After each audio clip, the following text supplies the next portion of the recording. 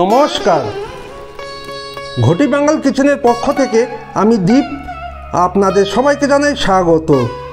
আজ যে রেসিপিটি আপনাদের সাথে শেয়ার করব সেটি হলো ডিমের পোচকারি।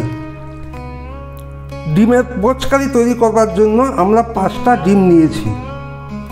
এই ডিমগুলি দিয়ে সবার ফার্স্ট ডিমের পোচগুলি তৈরি করে নেব।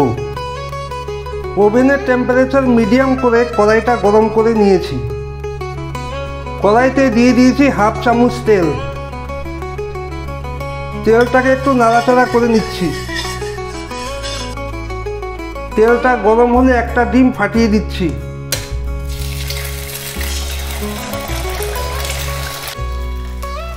এর উপরে ছড়িয়ে দিচ্ছি সামান্য একটু লবণ, আর দিচ্ছি সামান্য একটু ব্ল্যাক পেপার পাউডার। ডিমটার এক পাশ ভাজা হয়ে গেলে উল্টে দিচ্ছি। আমাদের একটা পোচ ভাজা হয়ে গেছে, এখন আমি তাকে নামিয়ে রাখছি। আমাদের সবগুলি পোচই এখানে রেডি হয়ে গেছে। একটা বড় সাইজের পেঁয়াজকে এরকম সাইজ করে কেটে নিয়েছি। এর থেকে আমরা একটা পেস্ট তৈরি করে নেব। আমরা একটা মিক্সির মধ্যে দিয়ে দিচ্ছি কাটা পেঁয়াজগুলো। এর সাথে দিচ্ছি 1 ইঞ্চি আদা, 8-10 পিস রসুনের কোয়া। আমরা এই পোচের কারিটাকে একটু ঝাল ঝাল তৈরি করব। পোচের কারি ঝাল ঝাল খেতে ভালো লাগে। এর মধ্যে দিচ্ছি 6 পিস কাঁচা লঙ্কা। এর থেকে আমরা একটা পেস্ট তৈরি করে নিচ্ছি। আমাদের পেস্টটা এখানে তৈরি করা হয়ে গেছে। এইরকমই একটা পেস্ট এই কারির জন্য দরকার। এই পোচ কারির জন্য আমরা একটা টমেটো পেস্ট তৈরি করে নিয়েছি। ওভেনের টেম্পারেচার মিডিয়াম রেখে ওভেনে একটা প্যান বসিয়ে দিয়েছি। প্যানটা গরম হলে তাতে দিয়ে দিয়েছি 4 চামচ তেল। তেলটা গরম হলে এর মধ্যে দিয়ে দিচ্ছি 1/2 চামচ চিনি। চিনিটাকে এখানে মেল্ট করে নেব। এতে কারির কালারটা অনেক বেশি লালচে তৈরি হবে। চিনিটা মেল্ট হয়ে গেলে এর মধ্যে দিয়ে দিচ্ছি পেঁয়াজ, আদা আর রসুন কাঁচা লঙ্কার পেস্ট। মিক্সিটা ধুয়ে বাদবাকি পেস্টের মধ্যে দিয়ে দিলাম। এদের ভালোভাবে কষিয়ে যাব যতক্ষণ না আদা থেকে তার কাঁচা গন্ধটা বেরিয়ে যায়। এখন এর মধ্যে দিয়ে দিচ্ছি 1/2 চামচ হলুদ। এর মধ্যে দিচ্ছি 1/2 চামচ জিরা। এর সাথে দিচ্ছি 1/2 চামচ ধনিয়া পাউডার। আমাদের মশলাটা এখানে কষানো হয়ে গেছে।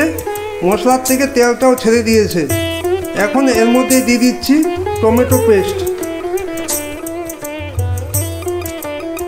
টমেটো পেস্টটাকে মশলার সাথে ভালোভাবে কষিয়ে নিচ্ছি। এখন এর মধ্যে জল দিয়ে 2-3 মিনিটের জন্য ঢাকনা দিয়ে ঢেকে দেব।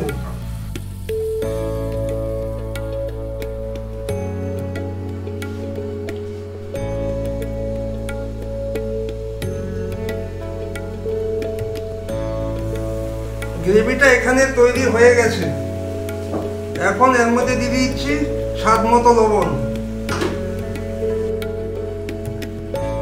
গ্রেভির কালারটা লালচে করার জন্য এখানে দিয়ে দিলাম 1 চামচ কাশ্মীরি লাল লঙ্কা।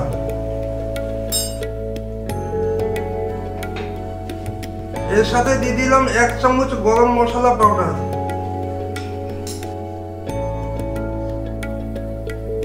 আমাদের গ্রেভিটা তৈরি হয়ে গেছে। এর মধ্যে দিয়ে দিচ্ছি পোচগুলি।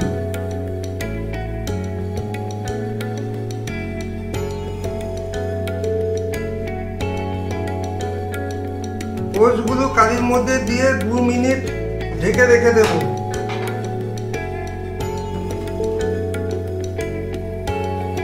এতে পোচের মধ্যে কারিটা চলে যাবে। পোচটাকে খেতে অনেক বেশি টেস্ট লাগবে। আমাদের পোচ কারি এখানে রেডি হয়ে গেছে। এখন উপর থেকে ছড়িয়ে দিচ্ছি কুচানো ধনেপাতা।